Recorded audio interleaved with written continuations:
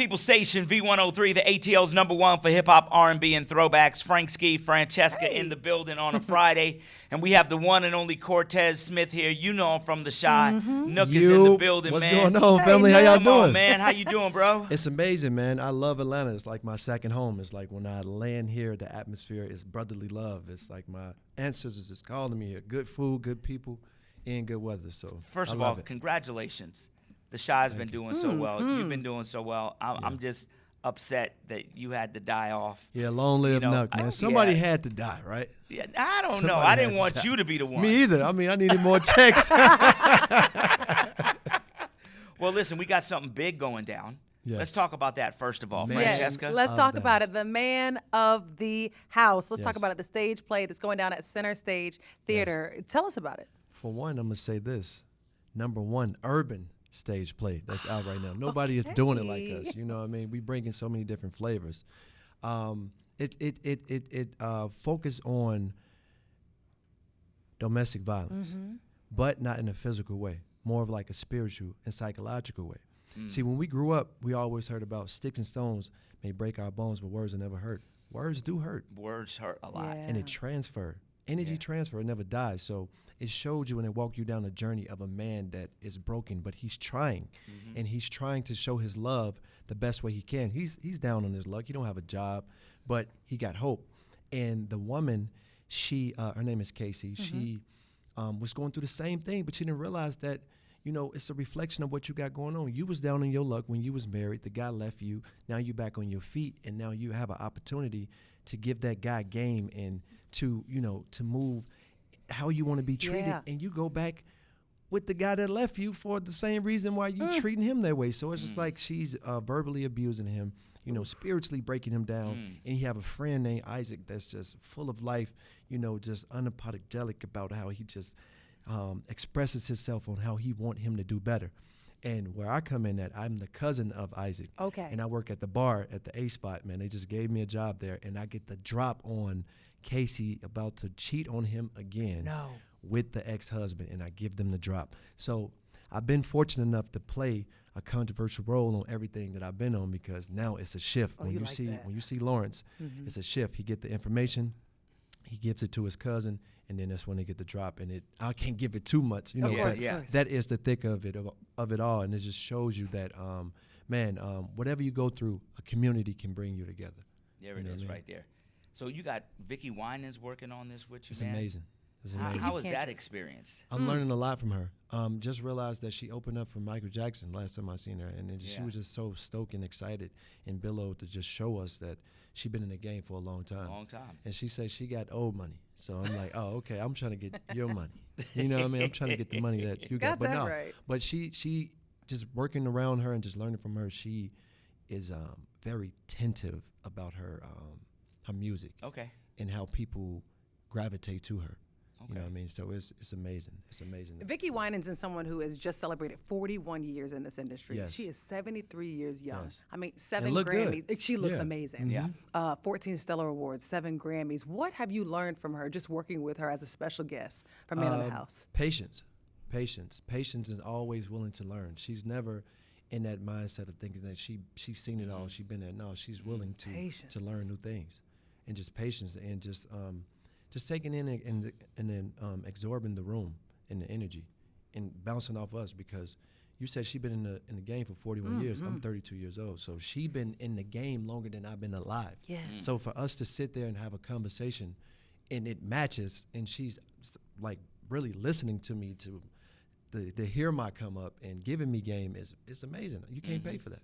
You know what's interesting is I'm listening to you talk and understanding what the play is about, and how you said it deals with like mental abuse and whatnot. And mental health is a really important thing to you. Yes. Tell everybody why. Yeah, I'm a very poster child for man's mental health, because we are raised to put on a mask. We are raised to say, no, it's okay. You know what I mean? When I see you, the first thing you say, man, how you doing? You're like, I'm good. But that's just a natural thing to say. But how are you really doing? We don't take the time and come together as men to sit down and say, it's okay to not be okay. So I have a nonprofit in Chicago that's called Cortez Cares, and every June it's Men's Mental Health Awareness Month, and I have a Men's Mental Health Awareness 5K run. And then at the 5K run, I have a pastor there, and I have a therapist there, and then we get we pass the mic around, and then we get an opportunity to just check up on how we doing. And it was one thing that I talked about. It was like fame, dealing with fame. Fame can make you or it can break you. See, the character I play, he's he's a gangster, and it's an imitation of life. Of if you make the wrong decisions, you either get jail or death. Unfortunately, he met the death. So when I walk on the streets, I just got it before I got here. Someone said, "Why are you here? Don't you supposed to be dead?"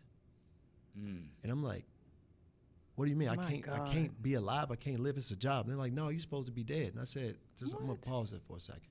I don't know you from a can of paint, right? And you walk in the room and I say, "Why are you here? Don't you supposed to be dead?" Or "You look good for a person that's supposed to be unalive." How would you feel? That words, we are vibrational creatures. We move to sound in waves. So you saying that to me, you bringing it to my spirit. How do you make me feel? I'm a father.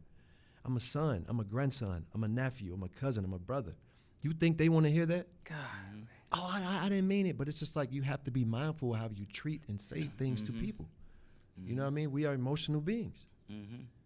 So I'm gonna say this to you. So I do a men's prayer group in my home every other month, and it's really interesting. And the thing that I see the most when I look over my life is that all of the mistakes I've ever made, and we were talking about career decisions and things earlier before we went on air, realize that all the mistakes, or most of them that I made in my professional career in my life, is because I had nobody to talk to. Yes. I didn't have another person that I can bounce things off of, right? And being able to do that is extremely important. There was a guy who came in the group, and he started talking about an experience he had. He was going through some really bad times, and he's sitting in his house, and he hears a noise, and he turns around, and it's one of his plants opening. Now, I'm a gardener. I've never heard a plant open. I've never heard actually a plant leaf open. And he heard it, and he was like, I know it means something. And I started sitting there thinking, I said, you know what it means? It means it's time for you to start listening. Because there are things happening and people are talking to you, but you're not hearing. That's right. Sometimes when people talk to you, it's actually a message that God is giving you, because God talks through people. Exactly. You know? And maybe the fact that that guy says, aren't you supposed to be dead, is really something is saying to you that in spite of everything going on in your life, where you from, what you've been through, statistically, you could be one of them people that really supposed to be dead, but you here. Exactly. So the work that you're doing is meaningful. Exactly. And people need you. That's right. And that's why you still here. You get what I'm saying? Yeah. Because we need you. Yes. Right. The fact that you doing what you doing in Chicago is big, bro. Yeah, I received that. Especially in Chicago. Yes. And that means they need you. So God is working through you, brother. Yeah, thank you. Yeah, and I changed the trajectory around, like, because kids, they love the character because it's, it's something that they can relate to. But I show them that, you can take what you've been through and you can fuel what you're trying to be. Like, I grew up in the west side of Chicago. It wasn't no playbook on how to survive. That's I just right. learned from different people's mistakes. And it's funny, 10 to 15 years later, I'm playing a character that literally, if I made the wrong mistakes, I would have been that guy. Because I had everything in line. The devil was working so hard for me to lean into the temptation of being the nut character. Lost my uncle at 16. Lost two of my best friends at 23, 24, all to gun violence. While being in the midst of it, while being in crossfires of being in shootouts, I could have been like, I'm tired, I'm gonna lean in and I'm gonna take action myself. And then would have been in the same predicament as Nuck. It would have been jail or even death. Yeah. You know what I mean? So it's just give me chills to even know that I was like, man, I was able to be a vessel in playing a character like that. Just so detrimental to the world. I didn't know that until last week, Friday, when a man came up to me and cried and said, like, man, I was Nuck, you know what I mean? Like I died before, and you know what I mean? And I experienced that and then came back, and I spent 10 years of my life in jail. So he got both experiences. It's like, I'm just like, it's a job. But then after that experience, I'm like, you know what? It wasn't just a job. It was a duty that I had to do. You know what I mean? Like God placed me in that realm to be able to showcase. Well, he's that still talent. working with you, man. Oh yeah, for sure. And we glad you came here to share that, bro. Man, thank you. Especially on a Friday. How amazing is it for you to know that you just had a whole life as Nook and it ended, right? And now you get to be reborn again and do the next project. You know what I mean? Yeah. Like, how cool is it that you got a chance to live a life that you would have gone down the road of if you made different decisions, but now you get a second chance at life. Do you look at it that way? Yes, it's amazing. It's also like an emotional roller coaster because it's like just having the trauma moments of seeing first live action of someone that you love be killed. And, you know, you standing in front of that fake gun or whatnot, but it's still That's a gun. It's still a gun. Right, and you right, still right. see the exhaust coming out, and you still feel the impact Dang. of the pressure of the, you know, the blanks coming out, and you experience, you know, falling down and looking up, and you like, man, I got a full POV experience of like death and dead in that character, and then coming out and being able to play Lawrence. Way different, no drama. Yep. Number it's drama, but it's no fighting, it's no deaths around it. It's all about it's all about yeah, man, it's all about communication, it's all about family, and it's fun, and I get to play across from my castmates, man. They are so amazing, and you know, get to do community work and see all the lives that I impact. Is, man, it's like it's like I'm living in a dream. It's But like you walked outside in, of a matrix. man. That's the thing. You walked in with just a few lines on season 3. Yeah. And you know, all the girls and ladies, oh my God, who's that? Yeah. And we thought you'd be in and out. Did you think that you would become the star? No. I was still working a regular job when I first got season 3, and then we hit COVID. So I really thought I wasn't coming back. And when we hit season 4, and I got the call back, I just thought I was just gonna be a little journeyman, just coming in, saying a few lines, and coming out. But season 6 is what changed my life, man. I was at this job, I was doing this forklift job. I don't know nothing about forklift, but they gonna show you in training, right? In orientation, they gonna show you how to do it. So, man, I'm like 5 stories high. I get a call. You know, you can't take a phone call on that, but I'm seeing it's from production. So I'm like, hello? I was like, yeah, Cortez, man, what's going on? I'm like, nothing. They was like, what you doing? You sound busy. I'm like, no, I'm not doing nothing. What's going on?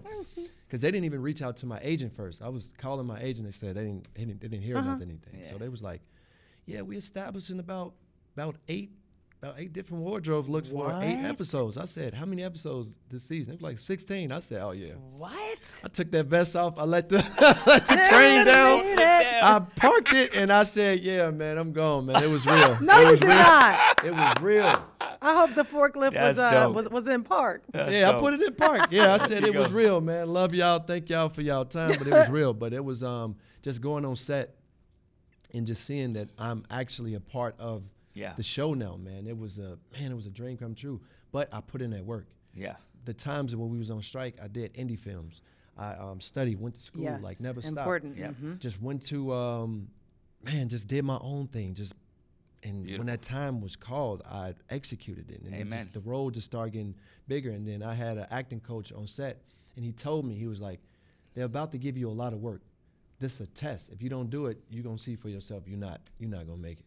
Wow. And man, Wow. you see, I made it all the way to season 8. Man, Well, okay. So I did something right. Tell everybody how they can see the play, Francesca. Yes. Oh, okay. So everyone can see the play Man of the House, Center Stage Theater, that goes down tomorrow, Saturday, Yes. Amen. 2 p.m. to 6 p.m. But before he goes, you know, we got just a couple of rapid questions for Yes. you. Okay. So before we get to the 2 at the bottom, Frank, we're going to, because, you know, we got a lot of Shop fans listening. Yeah. A lot of Shop fans listening. There's talk about a spinoff. I want you to tell us, is a spinoff coming? Be honest. Rapid. Give us something. I don't think so. I think What? everything was concluded, but Okay. it would be amazing. I would like a prequel of not to be a narcissist in this moment, I but like this. Nuck or Bakari need a prequel. Why? Because if Bakari have a prequel, then I can probably come back. But I think Nuck was so perplexed, and he had so many layers to him, and he was connected to so many storylines that we didn't really get to unfold his story. Like, he revealed that his father unalived his mother. Okay, let's get a backstory. And at the end, we found out that Nuck is Hispanic. His name is Nicasio Sosa. So it's like, what's going on? We need to know more about this character. But I would like a prequel though, if we can. Then that'd be dope. Okay. Who do you think should have taken the rap for your death? Tiff, for sure. She should have went down for what she did. You want to play that is a grown man game. That is Crips and criminal game. If you want to play that game, you don't 1 foot in, 1 foot out. Mm-hmm. You live in it. You ready to take whatever comes with that. Lene, I mean, after all she did a lot of talking. You don't think Lene ran that trap too much? I think Lene, I feel like Lene and Victor, they did a lot for a little. They just you out tattletelling and doing all that. Then the man get taken away, and then they'll do nothing. And before we play the game that Frank can't wait for, typecast. So do you ever fear being typecast because the tattoos, the gangster role, the whole bad boy image? Do you ever fear that? No, because I put so much good into the world, and I manifest so many different things, and I speak it to existence. So my time will come, and it's not too bad to be typecast because you working like The Rock. When I see The Rock as The Rock a lot. When you see Kevin Hart, you know you're gonna laugh. Yeah. You know what I mean? When we grew up seeing Martin, we know that we was gonna get a good laugh in something because Martin was gonna be Martin, but he was consistent. I like consistency, so I wouldn't mind it. And it's different layers to a bad guy. Yeah. Like I can get way darker than Nuck. Like I can play a serial killer. I can do all of these different things, so it's layers to it. Where's Ryan Murphy when we need him? Ryan Murphy, let's call my phone. Ask you if you single, but you're gonna be single now. I know, right? Right. What he can play a what? I want no serial killer. This is a God-based stage play. This is all entertainment purposes. I will not hurt a fly. Okay. We want to ask these last two right here, Frank. Okay, come on, let's go. Bring one back. Ronnie, Coogee, Brandon, Jada. Coogie, yeah, okay. Ronnie, Coogie, Brandon, Jada. I would say Brandon. All right. Okay, and one's got to go. Reg, Lene, Tiff, or Bakari?